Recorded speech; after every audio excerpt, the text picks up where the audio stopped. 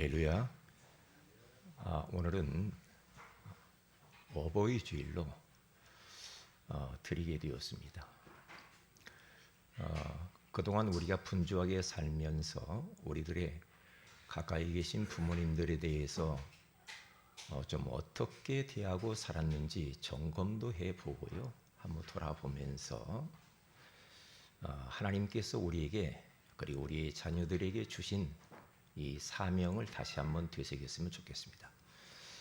에베소서 6장 3절에 가서 보면 자녀들아 주 안에서 너희 부모를 순종하라 이것이 옳으니라 그렇게 말씀을 하죠. 이게 자녀들의 사명입니다. 주 안에서 부모에게 순종하는 것이 옳은 것이다 그렇게 말하잖아요. 마땅히 해야 될 부분을 말하는 거죠. 내 아버지와 어머니를 공경하라, 효도하라는 말입니다. 이것이 약속 있는 첫 계명이니 이로써 네가 잘되고 땅에서 장수하리라. 이게 우리의 사명입니다. 부모님을 좀 잘 섬기면 섬기는 것으로 끝나는 것이 아니고 이 땅에서 우리들이 잘 된대요. 그리고 장수의 복이 있다라는 겁니다. 부모 잘 섬기면 결국 보면은 우리 자녀들에게 하나님이 축복하시고 응답하신다라는 사인이겠죠. 자, 그러면 이렇게 사명을 주신 그 하나님, 사명의 하나님에 대해서 오늘 말씀을 좀 나누기를 원합니다. 지금 하나님 시리즈에 대해서 말씀을 나눴는데 지금까지 총 몇 번을 했을까요? 기억하시는 분? 예? 컨닝 하셨군요. 주보에 나와 있죠.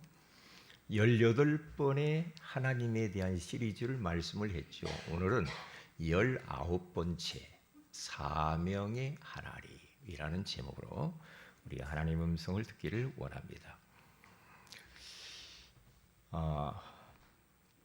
부모님을 따라서 어린 아이가 중국에 갔습니다. 가서 살면서 이것저것 중국 현실을 다 보면서 자랐어요.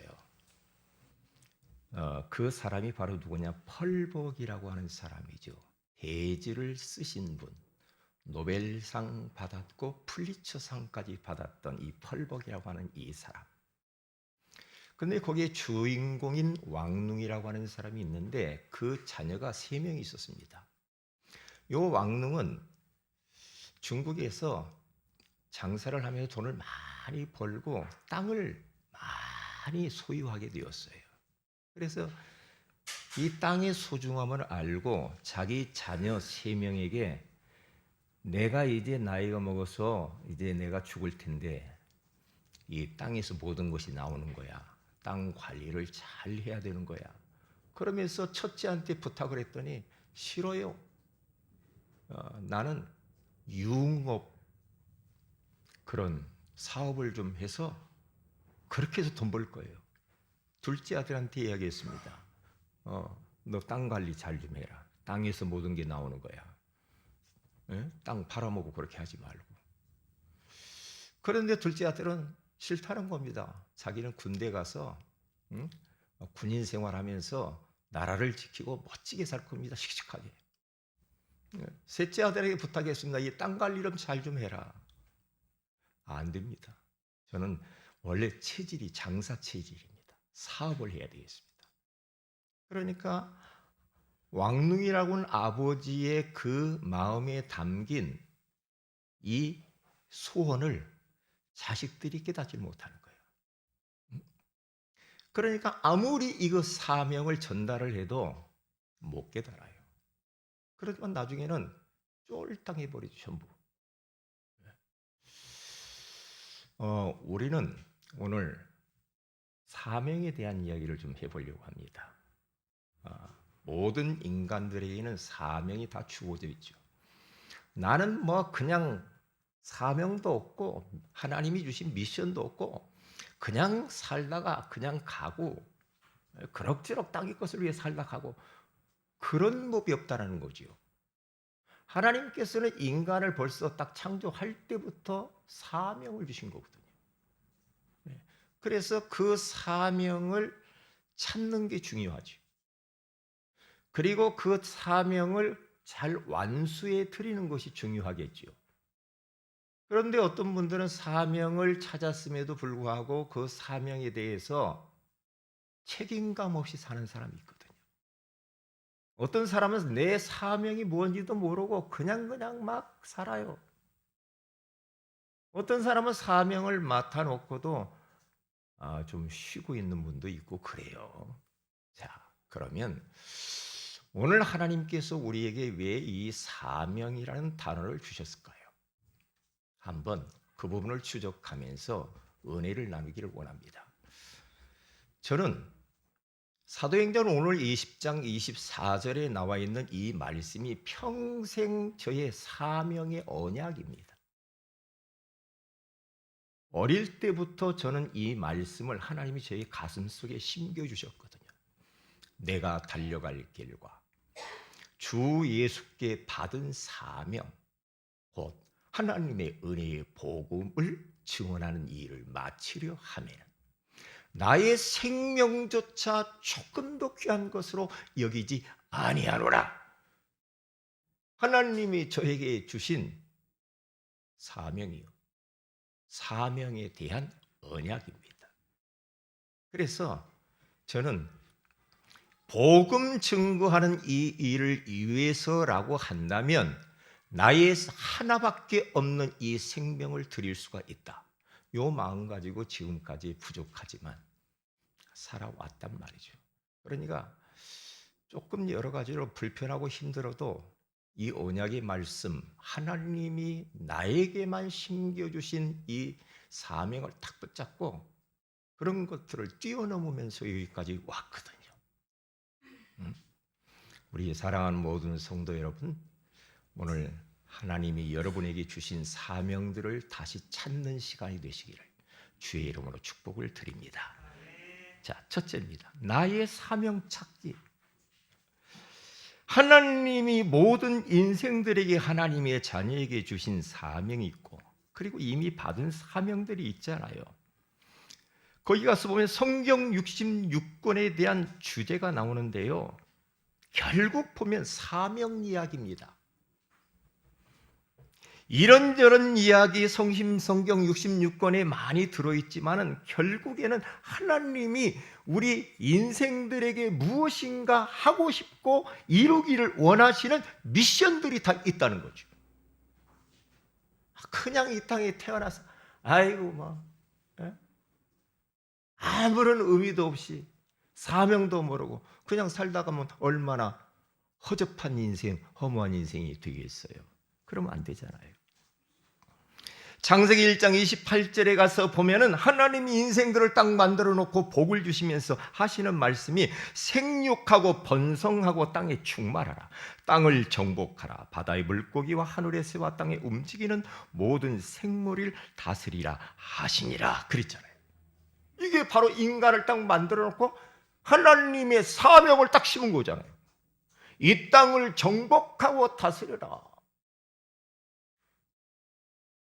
그렇다고 한다면 예수 그리스도를 통해서 잃어버렸던 사명들을 우리는 회복했잖아요. 그렇죠? 하나님의 형상을 회복했잖아요. 그러면 그 사명을 회복한 우리들은 그 나에게만 주신 사명이 무엇인지 한번 찾아보면 좋겠죠. 창세기 2장 18절에서 25절에 가서 보면은 하나님이 남자 아담을 지어놓고 나서 그 또한 여자를 갈빗대를 뽑아서 지잖아요. 뭐라고 말합니까? 돕는 배필이라고 하는 사명을 딱 주시잖아요. 도와서 서로 도와서 사명 완수하고 그러면서 하나님이 뭔 사명 줍니까?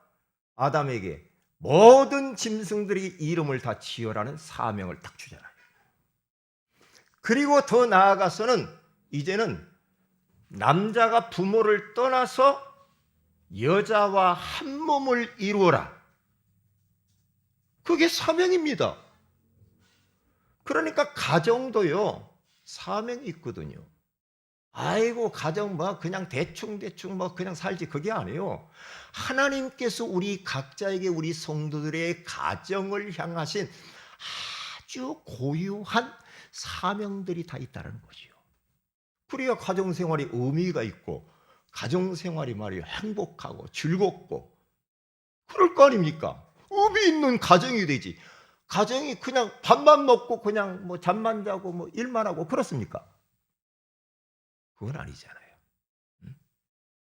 창세기 6장 14절에 가서 보면은 너는 고페로 나무로 너를 위하여 방주를 만들되 그 안에 칸들을 막고 역청을 그 안팎에 칠하라. 노아에게 방주 지으라고 하는 사명을 딱 심지요, 하나님께서.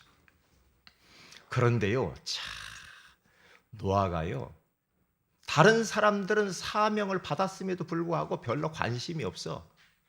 그런데 노아는 120년 동안이나 그 사명을 굳게 붙잡습니다. 그러면서 방주를 지어요.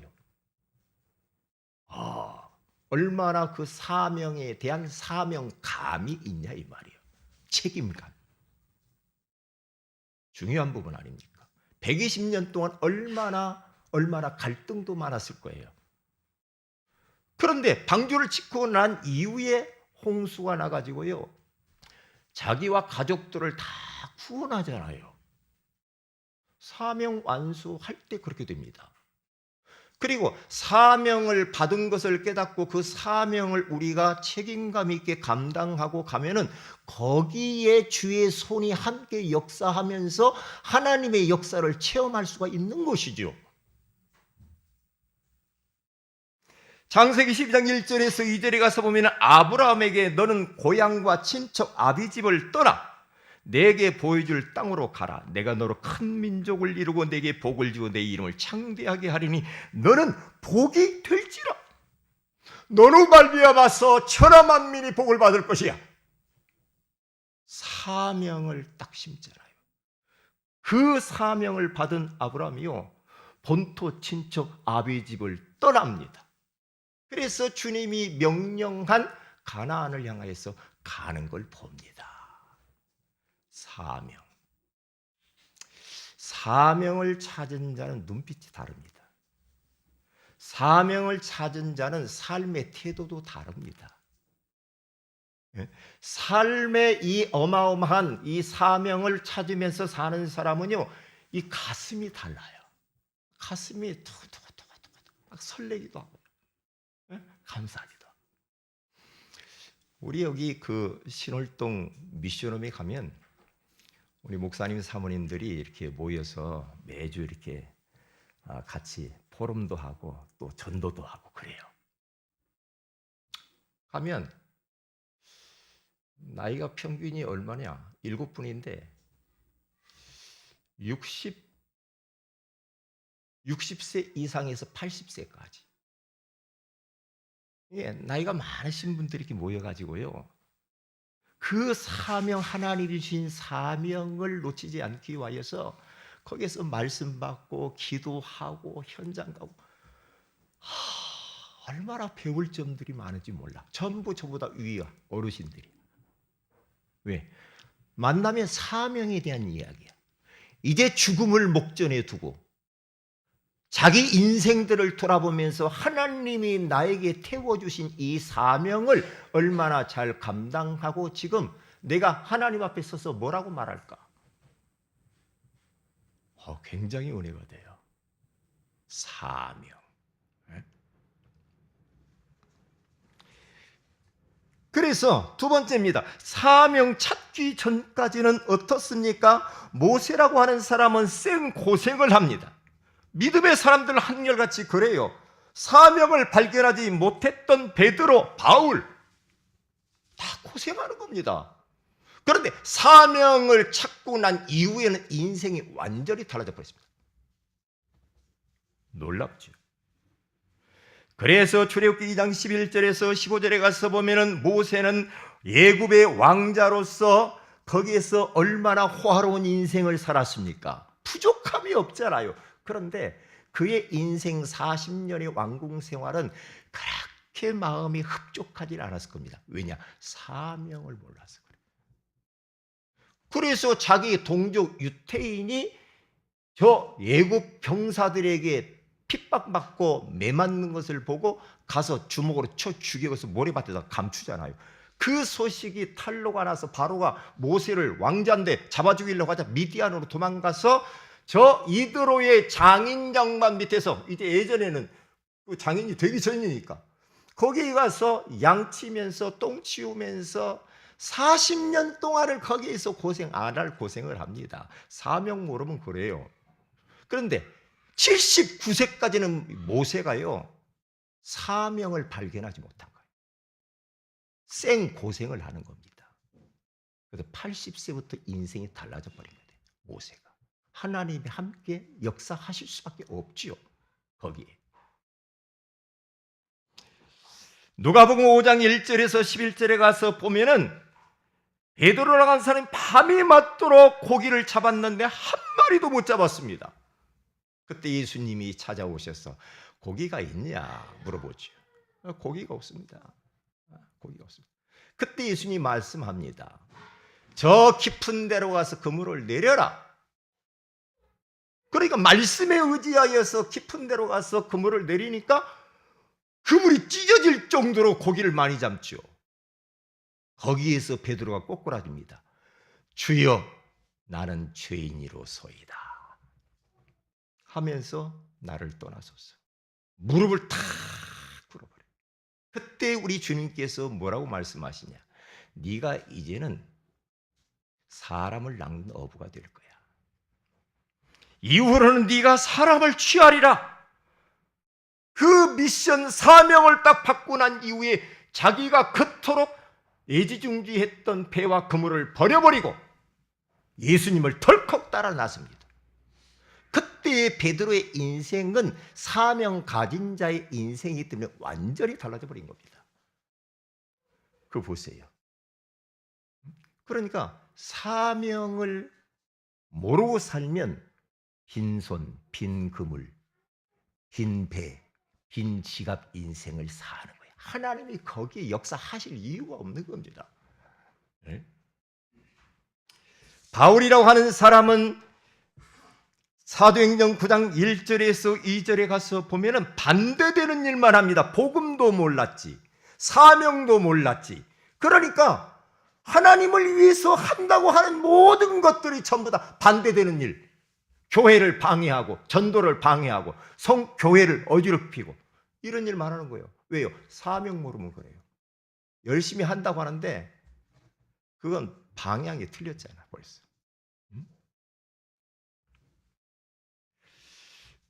그런데 이 바울이라고 하는 사람이 다메섹 도상에서 예수 그리스도를 만나고 난 이후에 완전히 변하잖아요. 자, 예전에 말이에요, 지존파라고 하는 그런 일당들이 있었어요. 지존파. 아주 한국을 그때 얼마나 충격을 우리 국민들이 너무 큰 충격을 받았잖아요. 요 6명의 이 젊은이들이요, 딱 지존파를 결성을 딱 해가지고요, 살인 공장을 만들었잖아요. 무슨 공장이요? 살인 공장 만들어가지고요, 거기다 사람을 불태워 죽입니다. 불태워. 우리 저기 사람 돌아가시면 불태우는 데가 뭐라고 그러지? 화장터를 만들어. 허가 없는 화장터. 마음에 안 드는 사람 죽여서 불태워. 5명 불태워 죽이잖아. 거기에 두목인 김기환 씨라고 하는 이분이 주도로 그것을 결성을 했는데요. 잔인하지요. 잔인해요. 그런데 그가 어릴 때 말이에요, 초등학교 때 학교를 갔는데 미술용품을 챙기질 못했어. 너무 가정이 어렵고 힘들으니까 미술용품을 못 챙기니까 선생님이 머리를 막 때리면서, 야 이놈 자식아 왜 미술용품 못 챙기냐, 가서 훔쳐와 도적질이라도 해서 가지고 와라 막 그랬더라. 진짜 미션도 틀린 미션을 심은 거죠. 사명도 아주 진짜 마귀 사명을 심은 거지. 그러니까 그때부터 이제 선생님한테 안 혼날라고 가서 훔쳐오는 겁니다. 훔쳐오요. 누가 집에서 챙겨주는 사람도 없으니까 훔쳐가지고 학교 생활하면서 서서히 발전을 해서 강도짓을 하고 도둑질하고, 그러면서 애가 완전히 이상해 버려요. 삐딱이 돼버리죠. 왜? 어릴 적 들어간 것은 평생 가거든요. 그런데 보세요. 이 김규환이라는 사람이 마지막 죽을 때 한 말입니다. 내 자신이 왜 이렇게 됐느냐? 내가 이렇게 된 것은 선생님 때문이다. 그래요. 어릴 적 그 선생님이 자기를 학대하고 도둑질 해오라고 그런 사명을 심어가지고, 그러니까 그때부터 사람 죽이는 것이 자기 사명이 된 거야. 그런 마귀 같은 사명을 받으면 안 되죠. 큰일 나겠잖아요. 그래서 우리들은 사명을 찾아야 되겠습니다. 둘째입니다. 어떤 사명입니까? 사명감. 사명을 받은 사람은 사명감을 가져야 되는데 그게 책임감입니다. 사명을 다 받을 수는 있어. 받아놓고 아무것도 안 해. 감당을 안 해. 그러면 책임감이 없는 것이 사명감이 없는 거지요. 사명은 다 받을 수 있죠. 그런데 그 사명을 감당을 안 하는 놀고 있는 사람이 있다 이 말이죠. 한 달란트 받은 사람들처럼 땅에 묻어두면서 주인이 나중에 와서 너 뭐 했냐 물어보니까 아이고 주인은 뭐 엄한 사람이고 뭐 능력이 많으신 내가 뭐 하면 뭐 어떻게 악하고 게으른 종아 그러잖아요. 마태복음 25장에 가서 2달란트 5달란트 받은 사람은 그 사명 가지고요 최선을 다해서 감당해 가지고 갑절로 남기잖아. 사명을 찾은 사람들, 노인 모세 80세에 찾았어요. 사명을 찾았을 때부터 노예 그 모세의 인생은 이제 뭐 날개를 달았지요. 날개를 달았어요. 하나님이 함께 하시면서 막 역사를 일으켜 주의 손이 막 함께하는 일들이 벌어지잖아요. 왜요? 사명을 찾았어. 늦게라도. 사무엘상 3장 1절에서 14절에 가서 보면 어린 사무엘은 성전 안에서 살면서 하나님의 음성을 듣고 사명을 딱 받았지요. 하나님이 엘리 제사장은 영안이 어두워져 버렸죠. 그래서 엘리 제사장은 이제 끝난 거야. 엘리 제사장의 가문의 미래가 어떻게 될 것인가 미래의 사명을 심은 거예요. 그러면서 교회가 완전히 무너졌고 힘이 없을 그때에 사무엘을 통해서 교회를 살리고, 그렇죠? 나라를 살리고 종교 개혁을 일으키고 모든 성도들에게 우상 숭배하는 것들을 다 버려라! 미디바, 미스바 현장으로 불러 모아서 회개 운동을 일으키잖아요. 사도행전 9장 1절에서 12절에 가서 보면은 아까 이야기했잖아요. 핍박자 이 바울이 다메섹 도상에서 사명을 받아요. 이방인과 임금들과 이스라엘 족속들에게 내 이름을 증언하기 위하여 택한 나의 그릇이야. 사명을 딱 그렇게 받잖아요. 그때부터 바울의 인생은 나에게 있던 모든 세상 사람들이 좋아하는 모든 돈, 명예, 지식, 명성 이런 것들 다 배설물이다. 배설물이다. 그러면서 오늘 성경 본문 이야기를 하는 겁니다. 예루살렘으로 가는데 성령에 매여서 예루살렘을 향하여 가는데 환난과 결박이 기다리는 것을 알매도 불구하고 갑니다. 가는데요. 주저없이 갑니다. 주저없이. 내가 달려갈 길과 곧 하나님의 은혜의 복음을 증언하는 일을 마치려 하면 나의 생명조차 조금도 귀한 것으로 여기지 아니하노라. 핍박자 바울 사명 발견하고 난 이후에 무엇을 위해 살다가 갈 것인지 목숨을 무엇을 위하여서 내가 던질 것인지를 알게 됐어요. 그래서 바울이 로마 복음화하고 로마 감옥에서 순교를 하는 것을 볼 수가 있잖아요. 빌레몬서 1장 10절에 12절에 가서 보니까 오네시모 도둑놈입니다. 감옥 안에서 복음 가지고 있는 바울을 만나서 회심하고 그가 바울의 신복이 되었고 후에는 목사가 딱 되잖아요. 사명을 딱 발견한 겁니다. 도둑놈도 예수 만나서 사명 찾으면 목사로서 쓰임받게 되잖아요.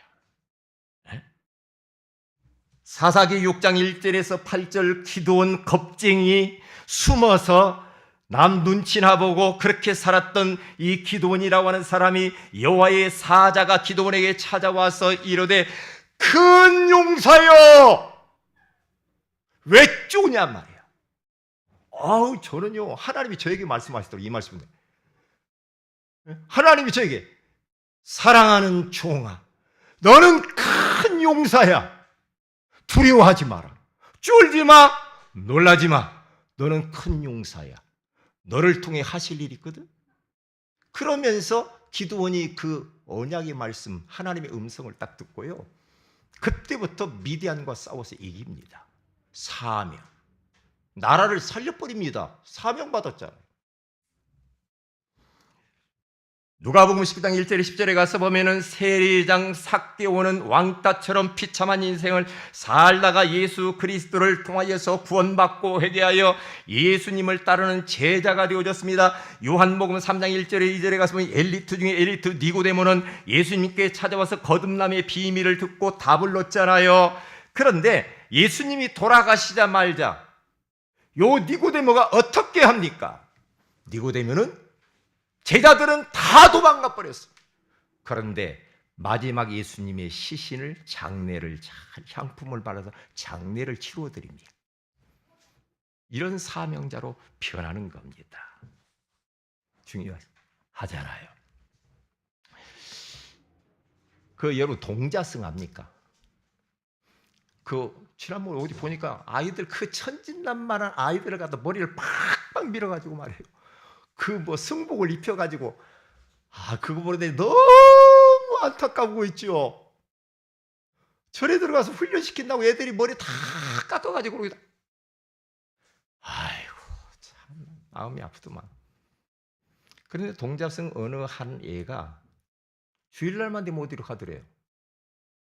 봤더니 옆에 있는 교회를 가는 거예요. 성경학교 보면 또 너무 좋아가지고 성경학교 가요. 거기에서 얼마나 율동도 배우고 찬양도 배우고. 요게요 교회 갔다 오면요 절간 안에 와가지고 찬양을 계속 부른다. 찬양을 계속 부른다. 나는 구원열차 올라타고서 하늘나라 가지요. 막 찬양하니까 주지가 이를 막 때리고 못 가게 합니다. 그런데 맞아도 또 가. 주일날만 되면 막 그러면서 그 동자승 어린 아이가 사명을 발견한다. 주지 전도해야 되겠다. 할렐루야. 맞아도 좋아. 주지 전도해야 돼. 저거 전도 대상자구만. 나를 핍박하는 거 보니까. 아니 동자승도 사명을 발견하는데 여러분이 있는 그 장소에 하나님이 보내실 때는 사명이 있다 이 말이 우리. 거기에 하나님의 계획이 있는 겁니다. 그리고 주위를 돌아보라니까요. 굳이 여러분 머리 깎고 절에 갈 거 없고 여러분 가까이 있다니까. 대상자들이. 그 사명을 찾아야 돼. 그러면은 사명감을 우리는 감당을 해야 되는데 사명감이 있는 사람, 사명받은 사람들은요 현실을 뚫고 가는 힘이 있습니다. 여호수아서 1장 1절에서 9절에 가서 보면 여호수아는 이스라엘 백성들을 이끌고 가나안 땅에 들어가기 가는데 이제 스승 모세는 죽었고 앞에는 요단강과 여리고 7 족속과 31명이 있는 그 여리고 땅을 정복해야 해요. 그런데 만만치 않잖아요. 얼마나 힘들겠어요. 그런데 그는요 언약의 말씀을 딱 붙잡고 좌로나 우로나 흔들리지 아니하고 언약 잡고 사명을 이루기 위해서 직진합니다. 직진. 우리 성도들 언약 잡고 사명 때문에 직진하시기를 주의 이름으로 축복을 드립니다. 왔다 갔다 막 할까 말까 그러지 말고요. 예? 우리 세계복음화에 237 나라 5천 종족을 살려야 될 거 아닙니까? 응? 현실을 뚫고 가는 엄청난 힘이 어디에 있느냐? 사명감이 있는 사람에게. 직장 생활 하시는 분은 다 직장 복음화 해야 됩니다.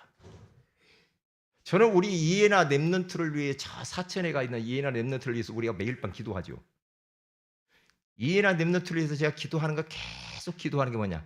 직장 복음화를 하게 하옵소서. 직장 복음화 때문에 하나님이 그곳에 보냈어요. 단지 사람들 만나려고? 단지 돈 벌려고? 왜 갑니까? 왜 갑니까? 직장 복음화 하라고. 만남의 축복을 통해서 사람들을 살리라고 보낸 거예요. 이거 없으면 끊임없이 갈등입니다. 직장 생활 조금 뭐 하면 이렇게 돼요. 그런데 사명을 딱 가져버리면요, 어떠한 현실의 위기가 있어 뚫고 가는 겁니다. 사명감. 그래서 여호수아는 이스라엘 백성들을 이끌고 가나안 땅에 들어가잖아요. 가는데 요단강이 갈라지고 여리고가 무너져 버리잖아요. 무너져 버리잖아요. 왜요? 하나님이 주신 천명과 소명과 사명을 딱 가지고 가면요, 그때부터 하나님의 능력의 손이 역사하신다 이 말이에요. 죽음을 뛰어넘는 힘이 옵니다. 아까 바울이 지금 성령에 매여서 예루살렘으로 가는데 환난과 결박이 기다리는 것을 압니다. 죽을 수 있습니다. 그런데도 죽음의 이 어마어마한 위험도 넘었습니다. 뭐가? 사명 가진 자는 그렇게 됩니다. 사명 가진 자는 그렇게 되게 되어 있어요. 예?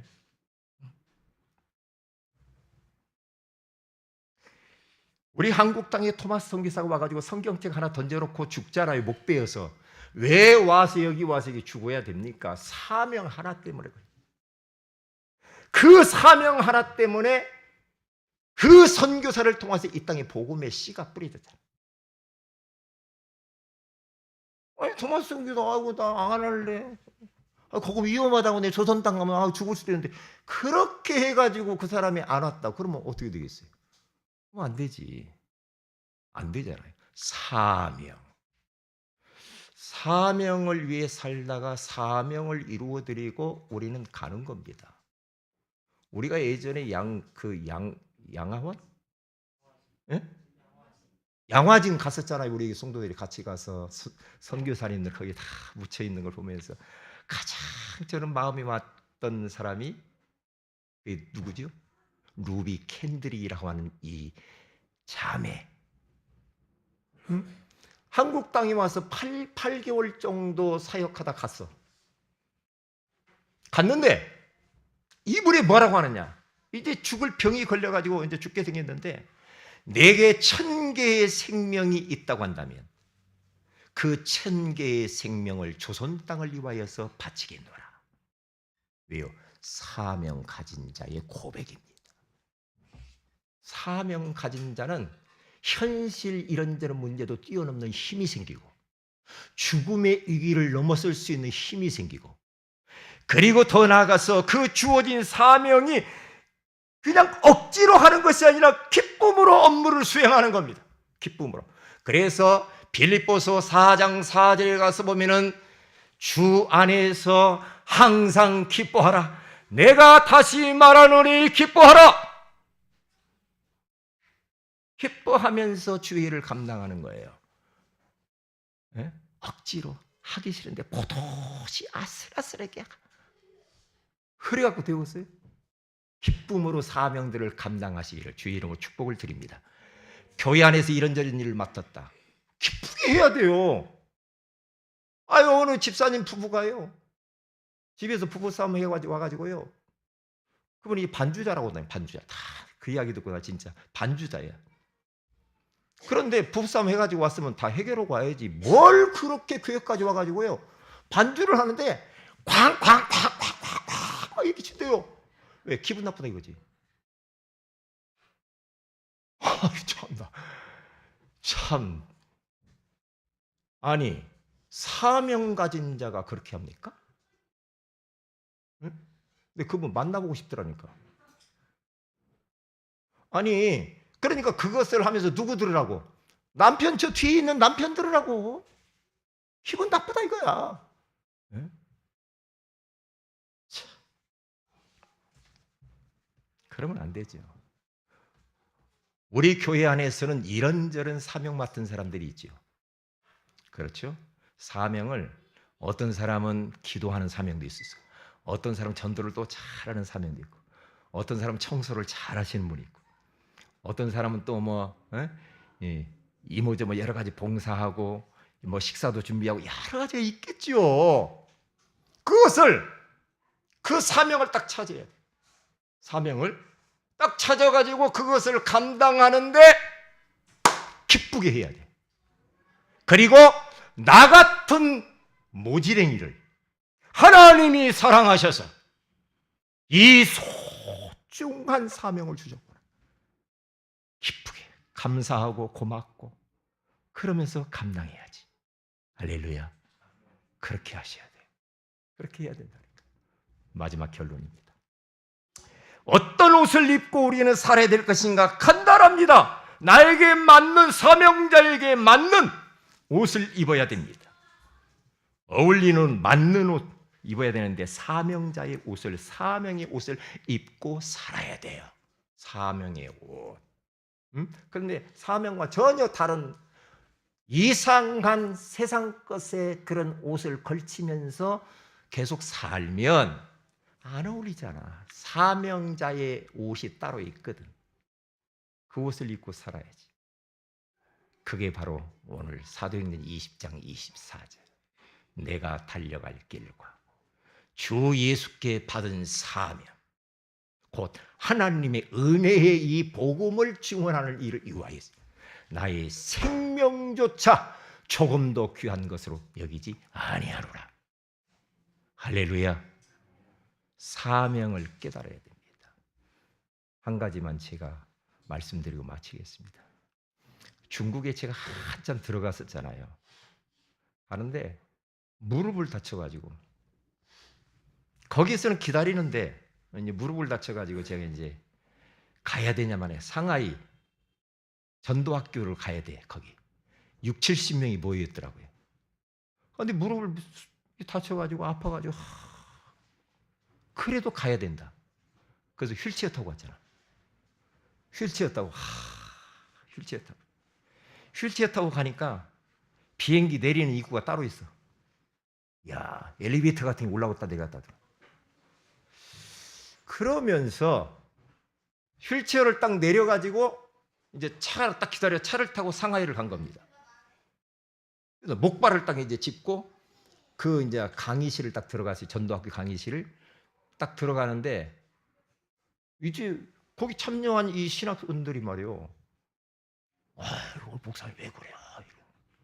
그런데요 앞에 딱 가서 목발을 놓고 이제 강의를 시작하는데 여기서 뭐 우는 겁니다. 울어요. 제가 말 잘해서 우는 게 아니라 제 모습이 너무나 그런가 봐. 울어. 그리고 울으니까 나도 울어. 나도 눈물이 나르고 있죠. 아이고 안 가도 되는데 그냥 뭐 자기들끼리 하러 가든지. 그런데 제 마음이 불탔거든요. 그분들이 얼마나 기도하고 기다릴까. 그러면서 간 겁니다. 가서 이제 강의를 시작하는데 여기저기서 울고 저도 울고 그러니까 하여튼 목발 짚고 가니까 은혜 받더라고. 무슨 은혜인지는 몰라도. 그래가지고 이제 막 강의하고 이제 뭐 이제 막 비행기 타고 막 이렇게 오는데요. 그 대합실에 거기서 기다리는데 막 허리가 아프고 막 너무너무 막 아프고 막 그래도 내 내면 속에는 얼마나 기쁘고 감사. 그래 말이야. 하나님 나라가 임하. 얼마나 좋은지.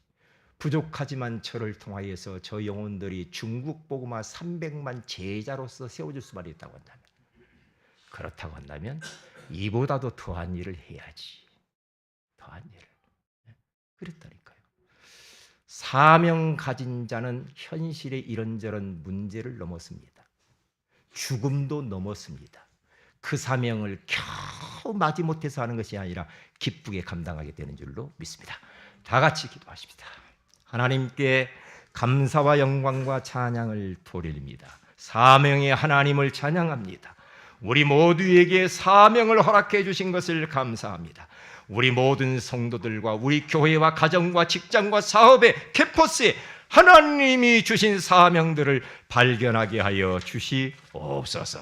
사명 찾은 사람들은 눈빛도 다르고 가슴도 다르고 말도 다르고 태도도 다른다고 했는데, 사명감을 가지고 현실을 뛰어넘고 죽음도 뛰어넘고 기쁨으로 그것을 감당하면서 사명자의 옷을 입고 일평생 동안 하나님께 살게 하옵소서.